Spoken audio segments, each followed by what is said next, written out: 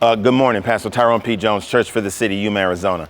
Thomas Sowell said decades ago, it was actually in '93, there was a great deal of self-congratulations in some liberal circles because of all the things that have been done for blacks. But if you destroy the family, law and order, and education, there's nothing else you can do that will make up for it. End of quote. The impact of liberalism on black families, he described in the early '90s, is being felt by all families today. Now, this is not just about black families, but all who live in America today, no matter the ethnicity. I could point to the rise and fall of the defund police movement that captured momentum after the death of George Floyd. Politicians and mainstream media outlets seemingly encouraged and then ignored the breakdown of civil order in 2020, even as cities were burning and businesses were being destroyed. They believed BLM was a legitimate organization, even though the movement had leaders who wanted to abolish, not reform, but abolish the police. In a year in which most Americans was told to be locked indoors for months, homicide spiked by 30% in 2020, the largest increase ever recorded in a single year. The same people who claim to care about black lives never take the time to even acknowledge that vast majority of murder victims in big cities like New York, Philadelphia, Chicago, Atlanta, and Baltimore are young black men. Education is another hot button issue. There was a time that we all had shared norms and expectations for educators. For decades, most parents of every race, ethnicity, and religion thought schools should teach the basics, reading, writing, and arithmetic. Many of us may have had complaints about maybe the quality of the school, but everyone agreed on the same purpose. Delano Squires, he said it best.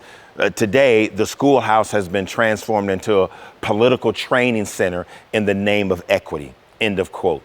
Following the support of his argument and that fact, we can look at one curriculum funded by Bill and Melinda Gates Foundation that claims white supremacy culture shows up in the classroom when students are required to show their work and the focus is on getting the answer right.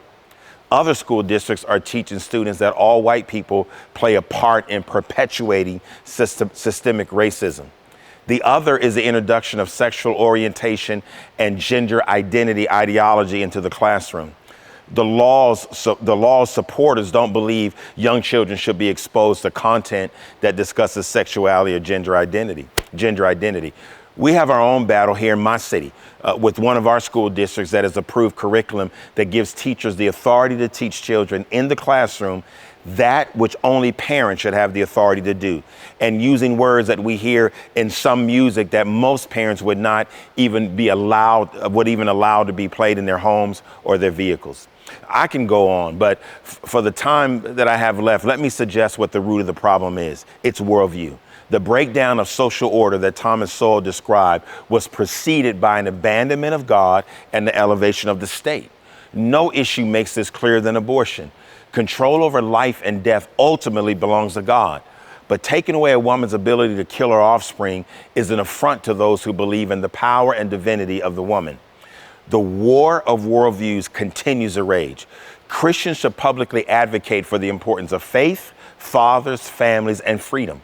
It begins with affirming who is in charge, the God who created heaven and earth. Since that is true, we're to establish a Christian worldview, meaning we do not conform to the pattern of this world, but be transformed by the renewing of our minds. Then we will be able to test and approve what is God's will, what is his perfect and pleasing will.